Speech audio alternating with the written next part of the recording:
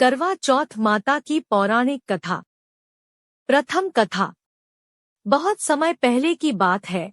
एक साहूकार के 7 बेटे और उनकी एक बहन करवा थी। सभी सातों भाई अपनी बहन से बहुत प्यार करते थे, यहाँ तक कि वे पहले उसे खाना खिलाते और बाद में स्वयं खाते थे।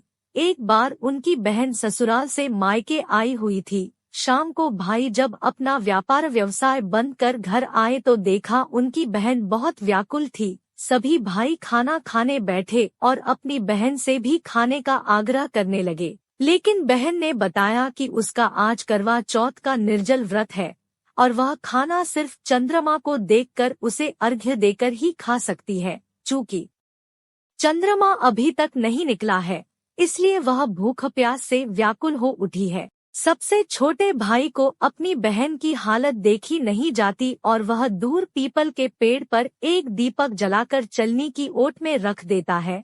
दूर से देखने पर वह ऐसा प्रतीत होता है कि जैसे चतुर्थी का चांद उदित हो रहा हो। इसके बाद भाई अपनी बहन को बताता है कि चांद निकल आया है, तुम उसे अर्घ्य देने के बाद भोजन कर सकती हो। बहन खुशी के मारे सीढ़ियों पर चढ़कर चांद को देखती है, उसे अर्घ्य देकर खाना खाने बैठ जाती है।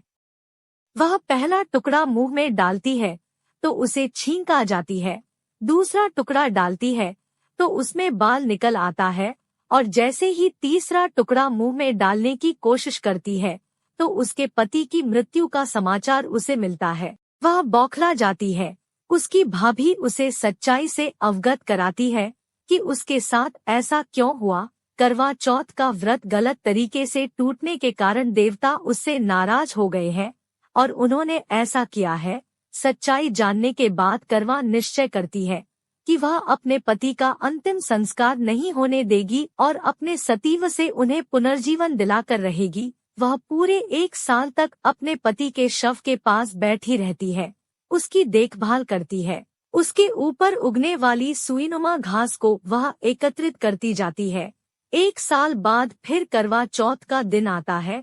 उसकी सभी भाभियां करवा चौथ का व्रत रखती है। जब भाभियां उससे आशीर्वाद लेने आती है तो वह प्रत्येक भाभी से यम सुई ले लो, ये सुई दे दो, मुझे भी अपनी जैसी सुहागिन बना दो, ऐसा आग्रह करती है। लेकिन हर बार भाभी उसे अगली भाभी से आग्रह करने का कह चली जाती है। इस प्रकार जब छठे नंबर की भाभी आती है तो करवा उससे भी यही बात दोहराती है। यह भाभी उसे बताती है कि चूंकि सबसे छोटे भाई की वजह से उसका व्रत टूटा था उसकी पत्नी में ही शक्ति है कि वह तुम्हारे पति को दोबारा जीवित कर सकती है। इसलिए जब वह आए तो तुम उसे पकड़ लेना और जब तक वह तुम्हारे पति को जिंदा न कर दे उसे नहीं छोड़ना। ऐसा कह के वह चली जाती है। सबसे अंत में छोटी भाभी आती है। करवा उनसे भी सुहागिन बनने का आग्रह करती है, लेकिन वह टालमटोली करने लगती है। इसे देख करवा उन्हें जोर से पकड़ लेती है और अपने सुहाग को जिंदा करने के लिए कहती है। भाभी उससे छुड़ाने के लिए नोचती है, खसोटती है, लेकिन करवा नहीं छोड़ती है। अंत में उसकी तपस्या को देख भाभी पसीज जाती है और अपनी छोटी अंगुली को चीरकर उसमें से अमृत उसके पति के मुंह में डाल देती है। करवा का पति तुरंत श्रीगणेश श्रीगणेश कहता हुआ उठ बैठता है। इस प्रकार प्रभु कृपा से उसकी छोटी भाभी के माध्यम से करवा को अपना सुहाग वापस मिल जाता है। हे श्री गणेश माँ गौरी, जिस प्रकार करवा को चिर सुहागन का वरदान आपसे मिला है वैसा ही सब सुहागिनों को मिले। द्वितीय कथा। इस कथा का सार यह है कि शाकप्रस्थपुर वैधर्मा ब्राह्मण की विवाहिता पुत्री वीरवती ने करवा चौथ का व्रत किया था। नियमानुसार उसे चंद्रोदय के बाद भोजन करना था, परंतु उससे भूख नहीं सही गई और वह व्याकुल हो उठी। उसके भाइयों से अपनी बहन की व्याकुलता देखी नहीं गई और उन्होंने पीपल की आड़ में आतिशबाजी का सुंदर प्रकाश फैलाकर चंद्रोदय दिखा दिया और वीरवती को भोजन करा दिया। परिणाम यह हुआ कि उसका पति तत्काल अदृश्य हो गया। अधीर वीरवती ने 12 महीने तक प्रत्येक चतुर्थी को व्रत रखा और करवा चौथ के दिन उसकी तपस्या से उसका पति पुनः प्राप्त हो गया। तृतीय कथा। एक समय की बात है, कि एक करवा नाम की पतिव्रता स्त्री अपने पति के साथ नदी के किनारे के गांव में रहती थी। एक दिन उसका पति नदी में स्नान करने गया। स्नान करते समय वहां एक मगर ने उसका पैर पकड़ लिया। वह मनुष्य करवा करवा कह के अपनी पत्नी को पुकारने लगा। उसकी आवाज सुनकर उसकी पत्नी करवा भागी चली आई और आकर मगर को कच्चे धागे से बांध दिया। मगर को बांधकर यमराज के यहाँ पहुंची और यमराज से कहने लगी, है भगवन, मगर ने मेरे पति का पैर पकड़ लिया है। उस मगर को पैर पकड़ने के अपराध में आप अपने बल से नरक में ले जाओ। यमराज बोले, अभी मगर की आयु शेष है, आता मैं उसे नहीं मार सकता। इस पर करवा बोली, अगर आप ऐसा नहीं करोगे तो मैं आपको श्राप देकर नष्ट कर दूंगी। सुनकर यमराज डर गए और उस पतिव्रता करवा के साथ आकर मगर को यमपुरी भेज दिया और करवा के पति को दीर्घायु दी। हे करवा माता, जैसे तुमने अपने पति की रक्षा की, वैसे सबके पतियों की रक्षा करना। चौथी कथा।